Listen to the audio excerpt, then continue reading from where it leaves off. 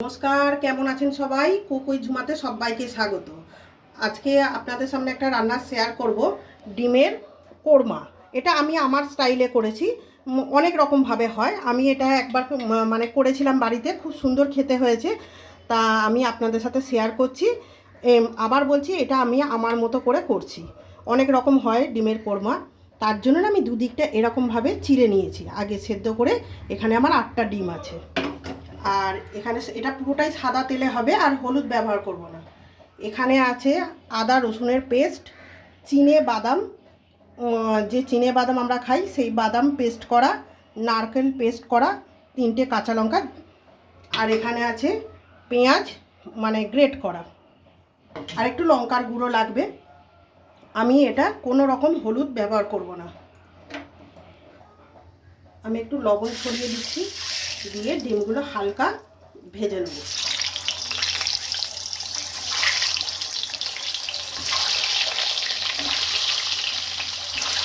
এইভাবে একবার মানে কোরমাটা করে দেখবেন, দারুণ খেতে হয়। এরকম হালকা গোল্ডেন একটু হবে, খুব গোল্ডেন না, এরকম হালকা গোল্ডেন হবে। আমি ডিমগুলো তুলে দেখাচ্ছি। ওই তেলেই আর তেল দেবো না, ওই তেলে গোটা গরম মশলা ফোড়ন দিলাম, আর গোটা শুকনো লঙ্কা, আর 2টো তেজপাতা।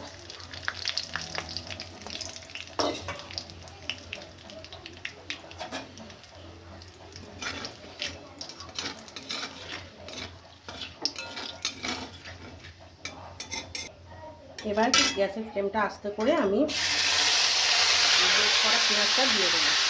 এবার এটা ভাজতে, পেঁয়াজ গ্রেট করা জানেন ভাজতে সময় লাগে। পরিমাণ মতো লবণটা আমি একবারেই দিয়ে দিচ্ছি, তাহলে আর ছেটকাবে না। আর এটা হচ্ছে খুব মানে সময় লাগবে পেঁয়াজটা ভাজতে। পেঁয়াজটা ভাজা ভাজা হয়ে এসছে, এবার আদা রসুনের পেস্টটা আমি দিয়ে দিই।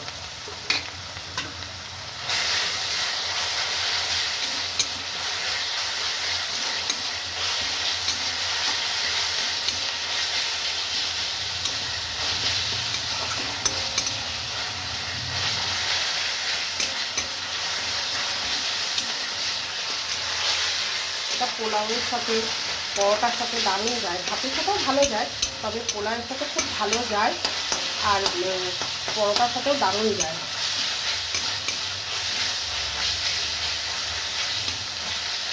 রুমালি রুটির সাথে একবার করে দেখবেন।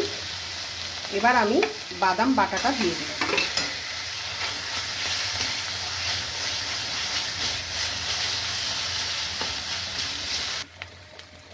এবার আমি নারকেল বাটাটা দিয়ে দেবো।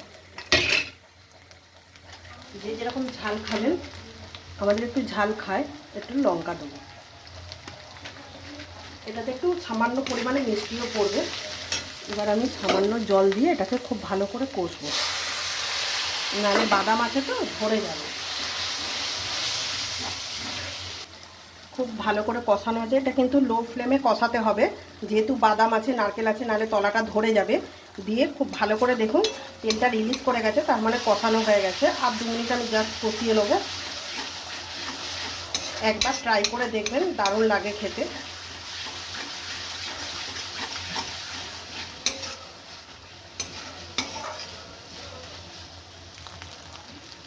দেখুন তেলটা রিলিজ করে গেছে। আমি এবার একটু গরম জল দেবো, মানে জলটা কিন্তু পরিমাণ মতো দিতে হবে, যাতে যতটা গ্রেভি আপনারা রাখবেন ততটাই দেবেন। আমি এটা একটু গ্রেভি রাখবো।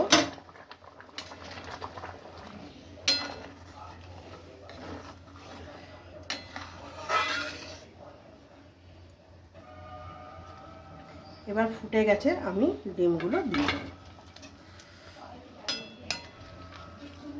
দিয়ে কিছুক্ষণ ফুটবে, দারুণ লাগে এটা খেতে। আমার হয়ে গেছে। আমি একটু চিনি দিতে, একটু চিনি দিতে হবে, একটু চিনি দিলাম, সামান্য ঘি দিলাম, আর একটু গরম মশলা দেবো। আর একটা কথা বলতে ভুলে গেছি, সরি, একটা কথা বলতে ভুলে গেছি, এটা কিন্তু পোলট্রির ডিম নয়, এটা কিন্তু হাঁসের ডিমের কোরমা। আমি হাঁসের ডিম, এখানে 8টা হাঁসের ডিম আছে, আমি একদম বলতে ভুলে গেছি। এবার খুব ভালো করে একটু নাড়িয়ে আমি জাস্ট ওপর থেকে চেরা কাঁচা লঙ্কা দিয়ে একটু স্ট্যান্ডিং টাইমে রেখে দেবো। তা তোমরা লুকটা দেখে নাও, আমি পরে সার্ভ করে দেখাচ্ছি।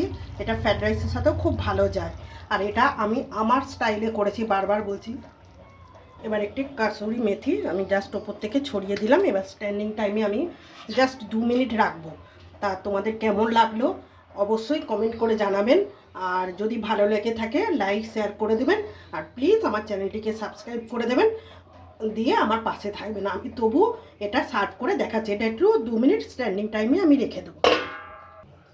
তা বন্ধুরা দেখো, তোমাদের বললাম সার্ভ করে দেখাবো, তা আমি ডিমের কোরমাটা সার্ভ করে দিয়েছি। এটা আবার বলছি, এটা দারুণ খেতে হয়। এটা পোলাও, ফ্রায়েড রাইস আর হচ্ছে পরোটা, মানে অল্প তেলে যে সেকা পরোটা দিয়ে খাবে, দুর্দান্ত খেতে লাগে। আর যদি রেসিপিটা ভালো লেগে থাকে লাইক শেয়ার কমেন্ট করতে ভুলো না, আর প্লিজ আমার চ্যানেলটিকে সাবস্ক্রাইব করে আমার পাশে থেকেও। টাটা বন্ধুরা।